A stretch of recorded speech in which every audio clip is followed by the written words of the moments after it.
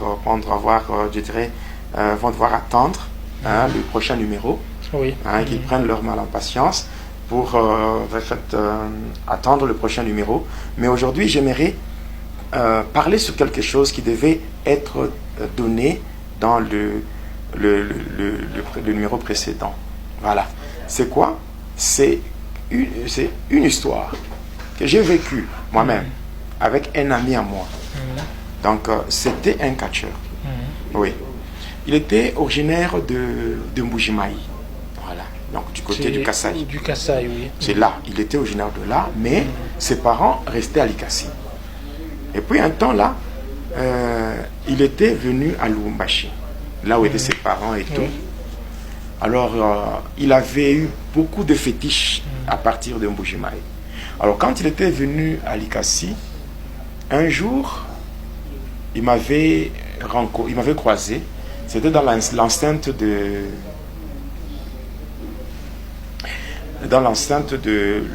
comment dirais-je, de l'école laïque. Voilà, c'est là où j'étais avec un ami.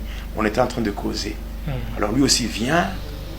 Bon, par rapport au retrouvailles, c'était bien, on causait, c'était très bien. Maintenant, vu qu'il avait accumulé beaucoup de fétiches à Mbujimayi, là où il était parti, c'est comme ça qu'il voulait maintenant tester. Il voulait maintenant montrer sa supériorité. Alors il a testé ses pouvoirs-là, il voulait m'hypnotiser et faire ce qu'il voulait.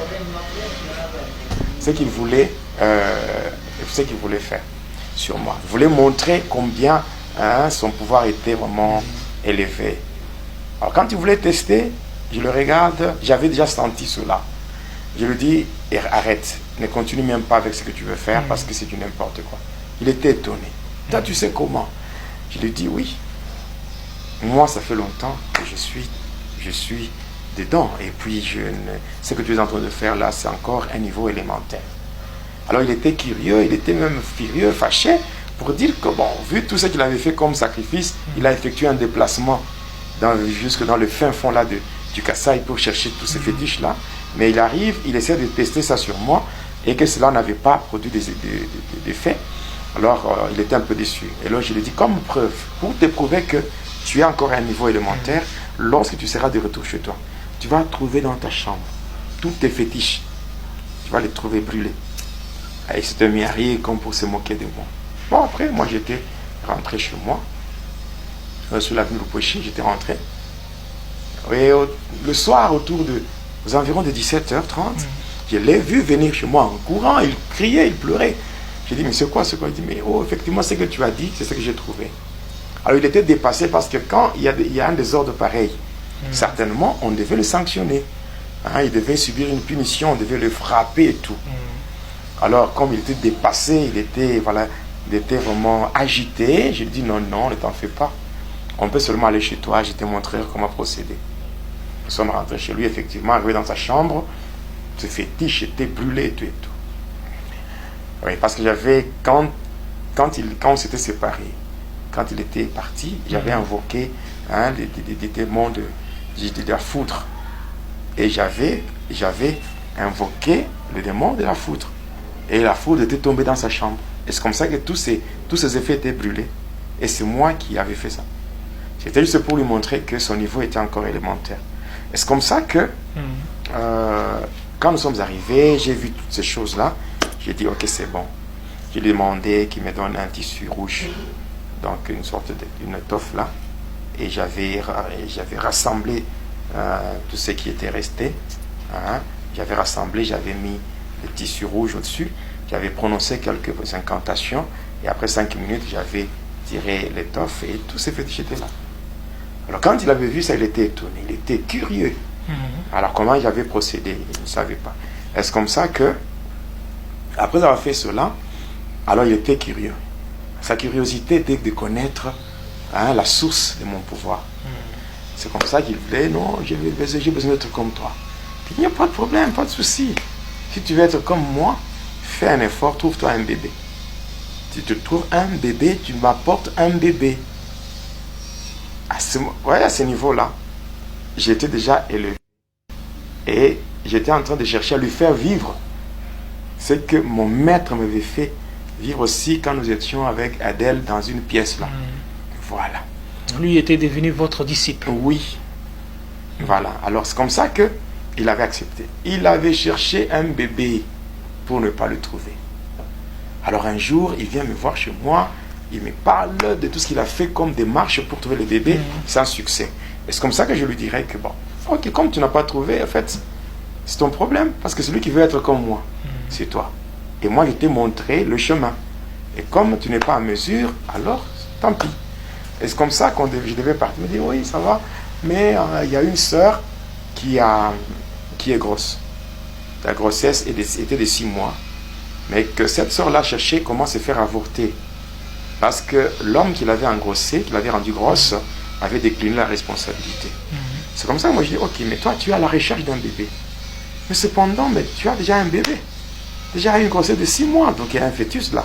Donc on peut seulement prendre cet enfant-là et on fait une cérémonie et c'est tout. Alors c'est comme ça que je lui avais demandé d'inviter la même sœur là, la même fille là, chez lui.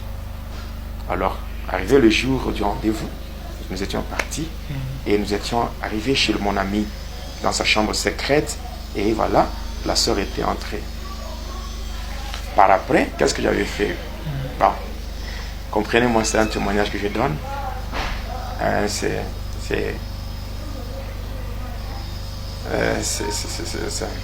un peu bizarre, mais cependant, bon. C'est un témoignage. Voilà, alors, ce que j'avais fait... Courage, pasteur. Ce que j'avais fait, c'est que j'avais demandé à la fille de payer d'abord l'argent. Elle avait payé par rapport aux formalités. Après cela, j'avais dit à la fille de se déshabiller. Et elle s'était déshabillée totalement. Elle voulait avorter. Oui, au sens où c'était donc de se débarrasser de cette grossesse-là. Voilà.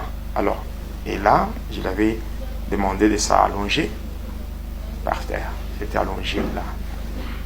Et j'avais fermé toutes les portes, fenêtres et tout, fermé. J'étais maintenant dans cette chambre. Et je m'étais concentré.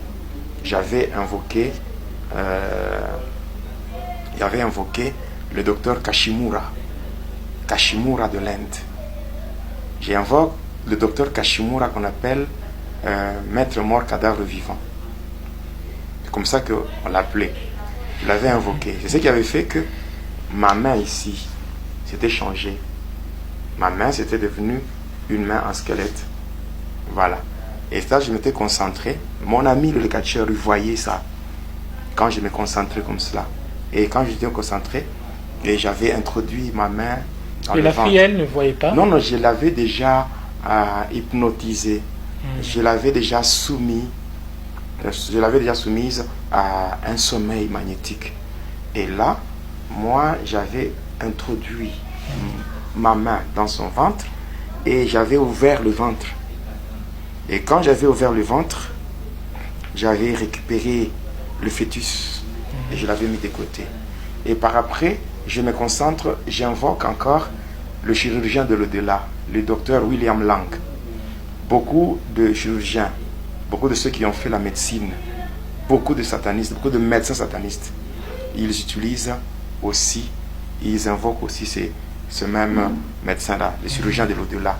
Il y a ceux-là qui entrent dans la salle d'op, dans le bloc opératoire, ils entrent en reculant. Il y a ceux-là qui entrent, qui font des cérémonies. Il y en a d'autres qui doivent, pour faire une intervention chirurgicale, ils sont obligés d'être ivres. Donc il faut qu'il soit ivre. Pourquoi? Parce que quand il devient ivre, son corps devient juste un réceptacle. Et c'est facile de subir l'incarnation maintenant de ce démon-là. Le docteur William Lang, le chirurgien de l'au-delà. Il s'incarne. Et quand il s'incarne, c'est lui le démon qui fait tout. C'est le démon qui fait l'opération? Oui, c'est le démon qui fait ça. Et vous allez voir un chirurgien qui est apprécié, mais c'est pas lui? C'est pas lui. Il y a beaucoup qui font des bêtises, pareil. Alors par après, c'est comme ça que quand on est à l'hôpital, on doit comprendre que le médecin peut soigner le corps, mais celui qui guérit, c'est Jésus-Christ. Amen. Voilà pourquoi, quand vous arrivez à l'hôpital, avant même d'aller, prier d'abord. Ainsi, même si vous tombez sur un sataniste, il ne fera rien sur vous, parce qu'il va se retrouver, il va rencontrer un obstacle que lui-même ne saura même pas comprendre. Il sera limité. Alors, après avoir fait cela,